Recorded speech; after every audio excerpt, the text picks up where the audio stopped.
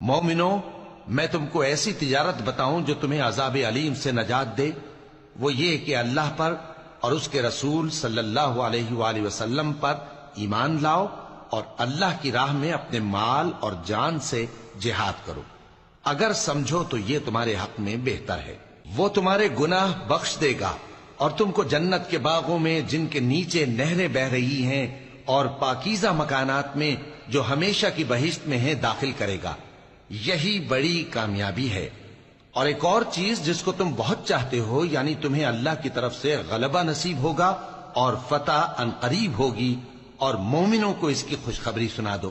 مومنوں، اللہ کے مددگار ہو جاؤ، جیسے عیسیٰ ابن مریم نے حواریوں سے کہا تھا کہ بھلا کون ہے جو اللہ کی طرف بلانے میں میرے مددگار ہوں؟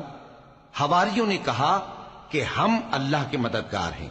سو بنی اسرائیل میں سے ایک گروہ تو ایمان لے آیا،